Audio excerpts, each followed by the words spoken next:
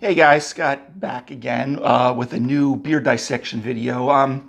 Like I did around the holidays, if you haven't watched my other ones yet, the holidays I did a beer for cheers for Sam Adams. Um, what I've been doing now is they have a Game Day version, a 12 pack. There's like an Alpine Lager. Of course, they've got Boston Lager in there, Cold Snap. And what I'm going to be doing today is the Golden Pilsner, okay, which is a German style Pilsner.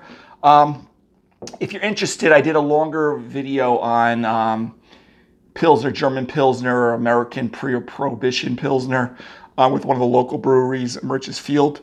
So if you really enjoy the history, I dive into the history a lot more in that style. You know, Sam Adams obviously has been around for a very long time, and a few of the videos I told you in the early 90s and mid 90s, it kind of got me into the craft beer industry. They still are technically a craft beer brewery. Some people feel because they're so big and they probably have a lot of satellite breweries, they're not as big, but you know, they always brew consistent beer. You know, some are a little better than others, but they're always a good standby. So this one again is the Sam Adams Golden Pilsner. It is a German style Pilsner. So what we would expect with German style Pilsners, you know, we would expect an assertive bitterness. This one has about 32 IBUs, which 22 to 40 is standard for German Pilsner. So it's going to have a little more bitterness. If you're familiar with Munich Helles, which is a Pilsner showcase with malt, this is going to have Pilsner malt too. That one's not going to have as much bitterness to it. And then Czech Premium Pale Lager, which is your Pilsner Urquell, is going to have a little bit more bitterness than Pilsner. So sitting at about 32 IBUs, and this is at 5%, is pretty much right in the standards of a German Pilsner, if that's important to you. Remember, the Brewing Judge, BJCP, the Brewing Judge Certification Program app can explain a lot more about the beer and dive into some of the history. So with the noble hops, German noble hops will a lot of times give you more of a floral, perfumey, peppery, minty type of hop character. So you're not going to get fruity like citrus, pineapple, you know, grapefruit, orange with these types of hops with this type of beer. So you're going to be at that noble hops. And I think they use Tettning and Hallertau Mittelfrüh, and Spalt is another noble hop. I believe they use mainly Tettning and Hallertau Mittelfrüh, which is, again, a German noble hop, which will give you those characteristics on the taste buds as well as the aromas with that. All right, so without further ado, let's crack this bad boy open. Okay, we're going to expect, obviously, a gold color to this. Okay. And with this, even though I a lot of times use my tulip glasses, I'm going to, you know, a stemmed Pilsner glass like this is usually recommended. Sometimes they're straight-sided also, the Pilsner glasses. But again, drink what you want to drink out of. Like I make jokes about, you want to drink out of a Dixie cup or a paper cup or a Solo cup. Do what you want to do, but just showcases the beer a little bit better, especially if you keep the glass with the particular style of beer.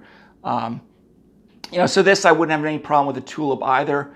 You could also do a shaker pint, you know, or a nonic pint, which would be better than that. But whatever you like to do. But this will showcase it a little bit better.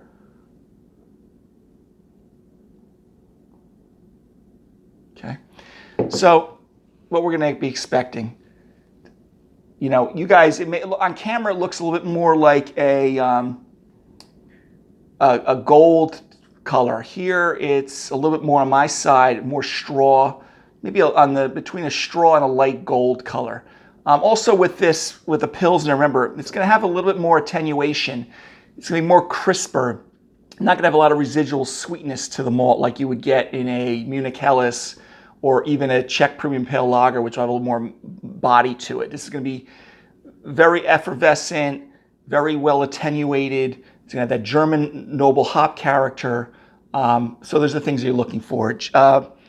Czech Premium Pale Lager will be a little bit more bitter, but a lot of times they use softer water. So again, I'm not going to dive into all those things, but this is a precursor to a lot of other beers, especially some of the American lager beers.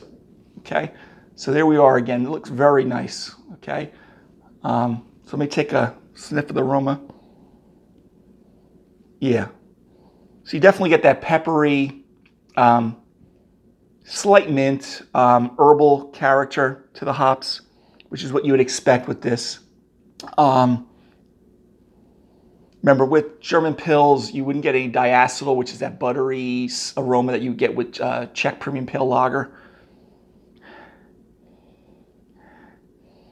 But smells very great. The typical, German Pils, little floral, like I said, a little peppery, maybe a slight mint character. It's using all Pilsner malt, so you're going to get that, bread dough, white bread, malt character to it with the aroma. Okay, so cheers.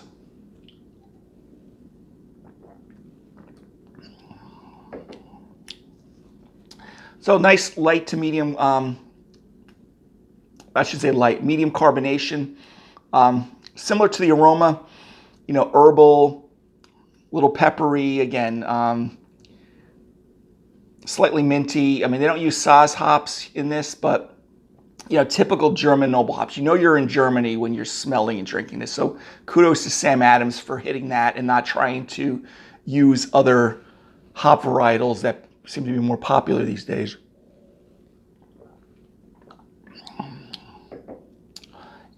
Light to medium bodied. Again, that's where you want it to be. Bitterness is kind of that pronounced bitterness, maybe slightly assertive. Very well attenuated, meaning that there's not a lot of extra residual sugars. I'm not getting a lot of sweetness on this. It's not cloyingly sweet. Kind of a medium kind of mouth feel to it. Not astringent, but very nice. I mean, it's for a domestic take on a German Pilsner. This is good. I mean, I would definitely take this over. I mean, I prefer authentic German Pilsners or some local Pilsners made at some of the local microbreweries around here, but I would definitely reach for this before I reach for, say, Budweiser, Miller, Coors, things like that. The price point is probably around the same, maybe slightly higher, but you're definitely getting, let me just taste it again.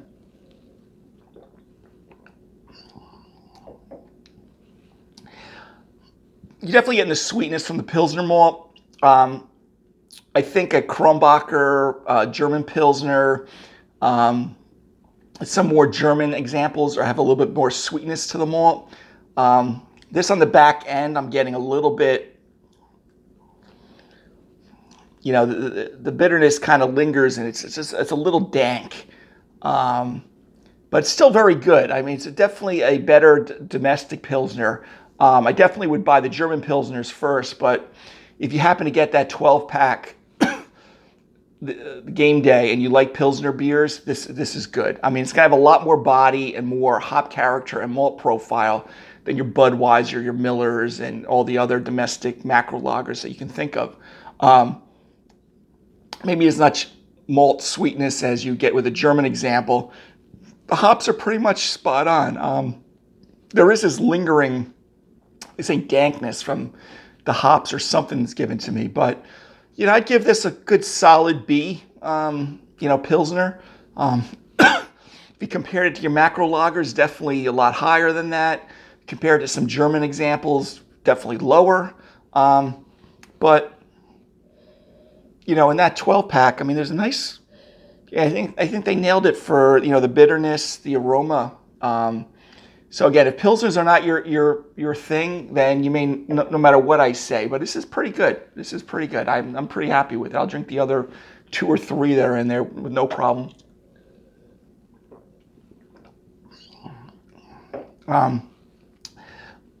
The only knock to it, like I said, in the aftertaste, when that bitterness is kind of wearing off, there's kind of this dank mouthfeel. I don't want to say slimy. It's just kind of this, kind of coating that you get in the taste. Otherwise, guys, again, the Sam Adams Golden Pilsner, okay, in the GameDay 12-pack variety pack. If you're interested in those other beers, I have other videos either already posted, depending on when you're watching this, or soon to be posted. because I'm filming them all now. But definitely a solid domestic Pilsner from Sam Adams. I would never turn this away, but again, depends on what your tastes are at. If you're strictly an IPA drinker and you want those New World hops, mango and things, this would not be for you. But if you kind of want a little segue to get into more craft beers and you're someone that drinks Miller, Coors, Budweiser, I would definitely try this out. All right, guys, till the next beer dissection video or any other video, have a good one.